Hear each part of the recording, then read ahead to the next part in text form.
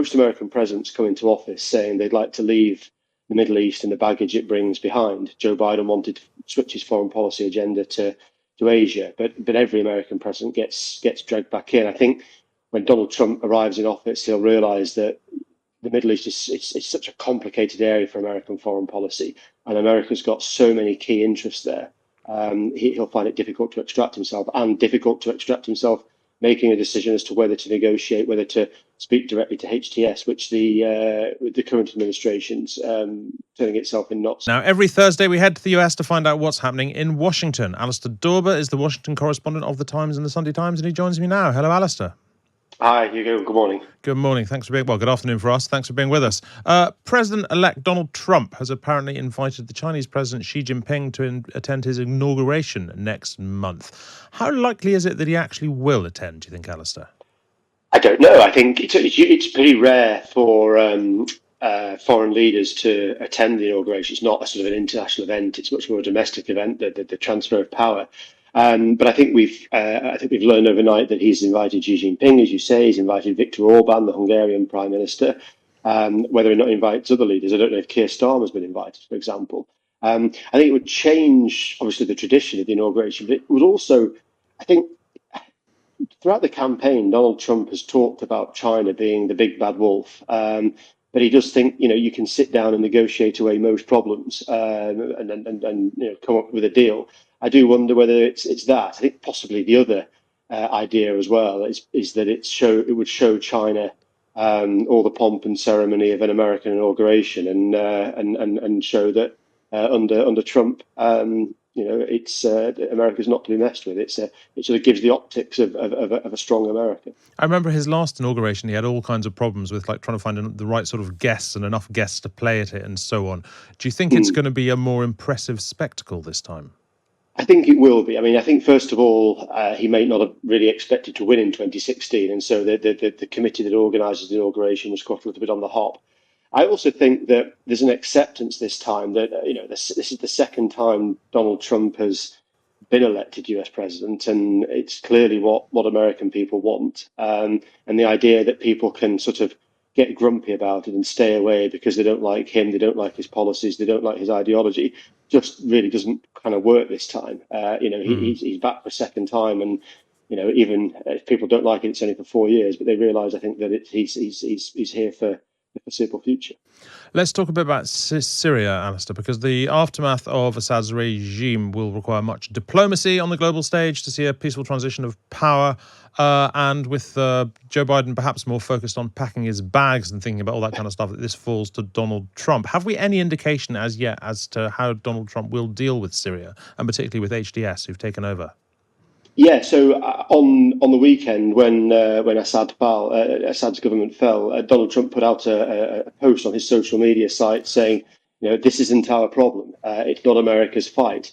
I think when he gets back into the office, the reality might be quite different.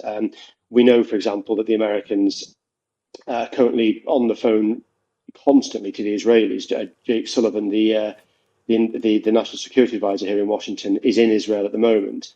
It's a policy of Donald Trump to protect Israel. I think most American presidents come into office saying they'd like to leave the Middle East and the baggage it brings behind. Joe Biden wanted to switch his foreign policy agenda to Asia, but every American president gets dragged back in. I think when Donald Trump arrives in office, he'll realise that the Middle East is such a complicated area for American foreign policy, and America's got so many key interests there. He'll find it difficult to extract himself, making a decision as to whether to negotiate, whether to speak directly to HTS, which the current administration's turning itself in knots over. And of course, the other big factor as well is hostages. One of the key policy agenda areas, if you like, for Joe Biden's government at the moment is getting Austin Tice out. He's an American who's been held in Syria for more than a decade. I think that Donald Trump would see, even if the motivation is slightly different, would see it as a great victory for him if he could be the one to welcome Austin Tice back to the US. I mean, with all the airstrikes we hear about that Israel is conducting in Syria and that Turkey is conducting in Syria as well, destroying sort of Syrian military infrastructure before it falls into new hands, presumably the White House in America is deeply involved in that. Absolutely, and we know that the Israelis have spoken to the Americans about particular targets. We know that the Israelis gave notice to Washington before they crossed the border in the Golan Heights. So the Americans are very much involved. The Secretary of State, Antony Blinken, is in the Middle East at the moment. The National Security Advisor is in the Middle East. These are two of the most important foreign policy officials in an American administration. I think the idea that America can just switch off from the Middle East once Donald Trump arrives in office in January isn't really viable. Yeah, sure. Well, look, the British government's relationship with Donald Trump got off to a bit of a rocky start, but it looks like the royals might smooth things over as the president reportedly has huge admiration for the Windsors. Trump recently described King Charles as fighting very hard against cancer and praised the Prince of Wales, saying he looks better in person following their meeting in Paris. He did seem rather obsessed with Prince William's looks. What do you think that's about? Is it just because he fancied his mother? Well, quite possibly. Who knows? We'll have to ask if we get the opportunity. But I think also he loves the pomp and ceremony. Trump loves the pomp and ceremony of the royals. When he was in at Windsor Castle in his first term, he loved getting the attention. He loved the limelight. I think that the point about Prince William's looks, I think that could be quite a significant comment. Donald Trump watches a lot of TV. He's done reality TV. I think these things matter to him, and I think if he's turning around and saying, actually, Prince William he's a good-looking guy. I think that's something that Donald Trump would very much put in the sort of the column of credit and look on the UK more favourably. I don't think many people in Downing Street would have been too disappointed by that comment. Do you think there might be a sort of a Prince Harry subtext here, as in he's saying he's the good one? Well, that's quite possible. I think he's less favourable to Prince Harry. I think he's less favourable towards Meghan Markle. But I also think it's Donald Trump sort of putting himself on the world stage. He's a head of state. He's breaking bread with other heads of state as well, and it just shows the world how important he is. And also, of course, for a British government that has been a Labour government that's been very critical before it came into power of Donald Trump, I think for the UK, it's quite a good thing that Donald Trump is quite obsessed with Prince William. I think that's something that they can. Means it might smooth relations as Trump comes back into office. Yeah, it makes you wonder how much time, how often in the next few years our royals are going to be over in Washington as sort of ambassador type figures. How do you think they'd be greeted in Washington generally if they were?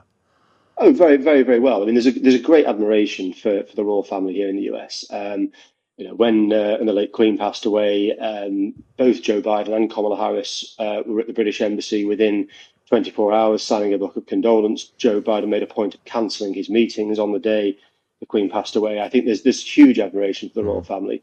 I think that any royal trip to the US will be treated as a big state occasion. Thank you very much indeed, Alistair Dawber. Alistair is, of course, the Washington correspondent of The Times and The Sunday Times.